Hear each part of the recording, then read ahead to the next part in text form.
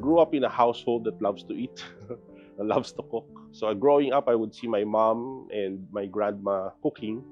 My mom and my grandma were instrumental in inspiring me to be able to do this professionally. It was an eye-opener for me. You really have to be disciplined, okay? Because early on, it was very militaristic.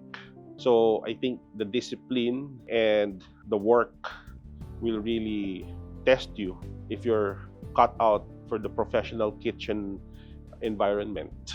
There was great appreciation for the art, apart from the science and the technicalities involved in doing the task, cooking. So, a long time ago, I started off after cooking school. I was fortunate enough to do a stagiaire I did an apprentice work for one of the city's French restaurants then.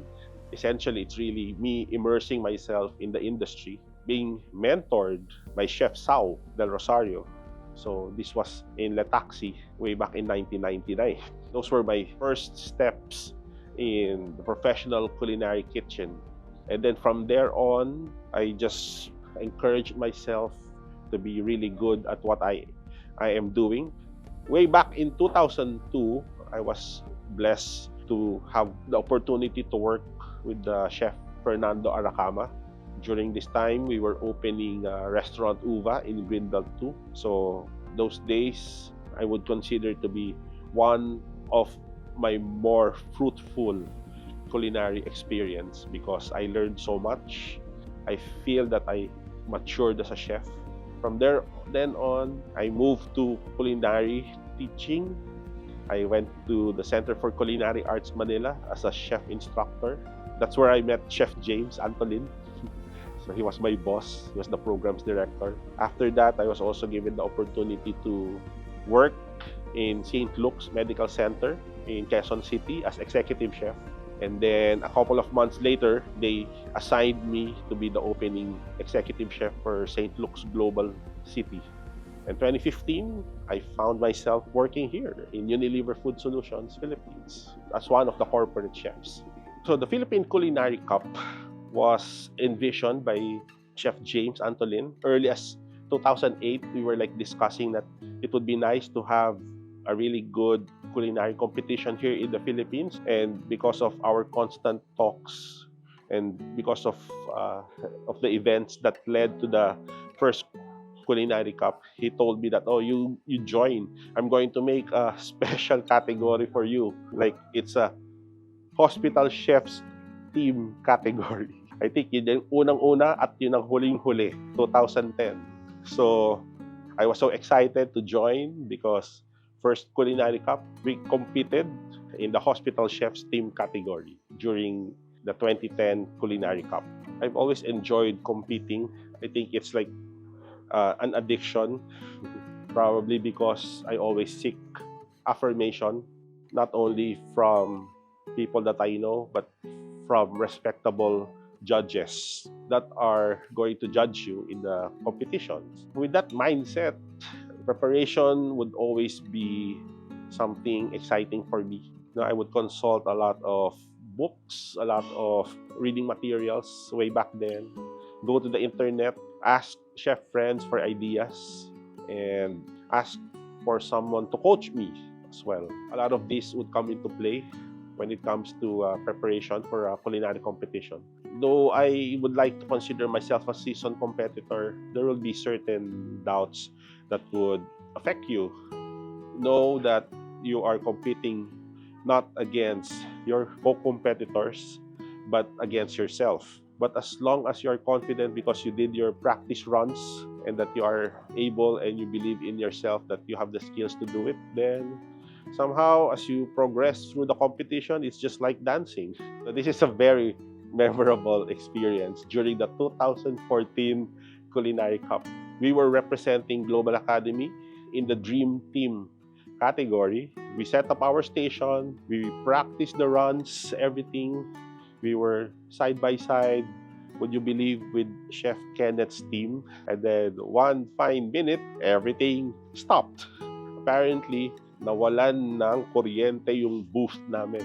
Parang, okay, we came in ready, we're here, and then boom, nawala ng ilaw, nawala ng kuryente. So, those were challenging times. So the challenging part is you will have to recalibrate everything.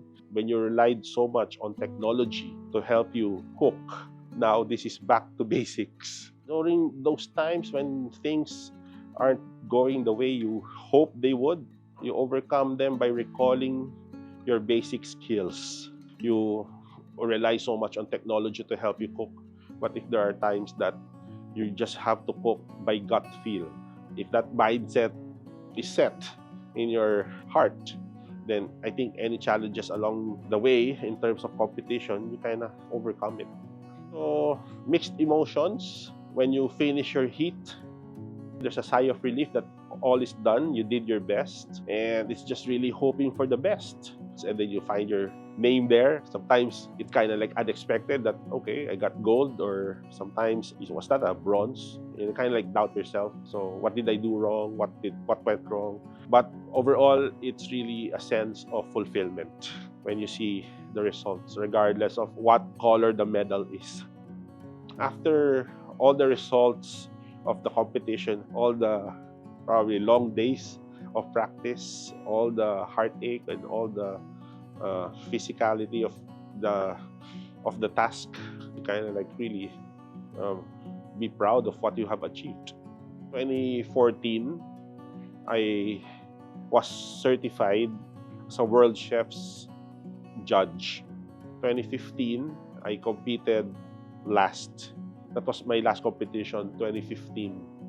And then the succeeding years of the Philippine Culinary Cup, I was one of the judges. 2022 was like the big one.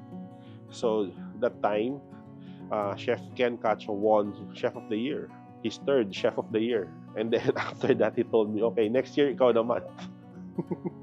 And at the same time, also deep in my heart, I would like to achieve such accolades, as a personal achievement. I want to say to myself that even though I am already a certified judge, I want to go back and compete. And this time, vie for the Chef of the Year. I even asked permission from Chef James and asked him, Chef, pwede ba ako mag-compete kahit na judge na ako? Somehow, I want to prove something. Imagine, my last competition was 2015, and then I was a judge. 2022, we competed, but that time I only competed in 2 categories, just getting my feet wet again. 2023 was like, okay, this time it's serious. So God has been good, heard my prayers. Culinary team, Chef Ken, Chef Pipo, Chef Paolo were very supportive. So in short, you're able to achieve such feat, being 2023 Chef of the Year. So after that, there's pride. I wouldn't deny, there's certain pride. You kind of walk a certain walk. So positively, yes, a lot has happened, and I would like to look at it as like a really delicious gravy on a roast, or like a cherry on a sundae. When people look into my journey, I would like for them to have a takeaway that even though you have achieved a certain amount of success, you are not afraid to challenge yourself again. It's really the heart of a learner, being able to learn. Never stop settling. That's the word. You don't settle.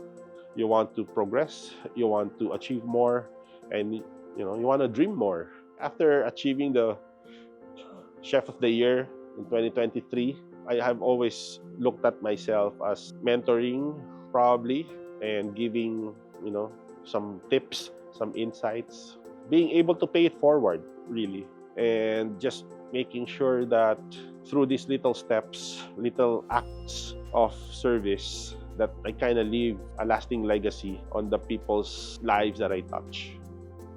And I would always tell chefs, young chefs, or those who want to compete, that you go for it, okay? You go for it. Yes, there will be doubts, but I would always encourage you to compete. As long as there's the heart for competition, you want to achieve more, then just join through the years. And through the journey, the learning process is priceless, and no one can take that away from you. And the nice thing about that, as you learn, you can share it further and touch more lives. So I think the Philippine Culinary Cup has equipped a lot of Filipino chefs for the past 15 years, not only to dream, but become excellent.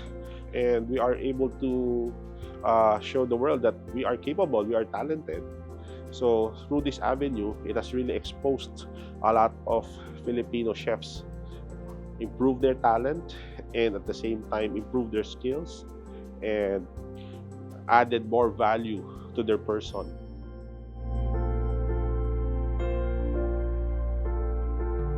Simpol.ph, living made simple.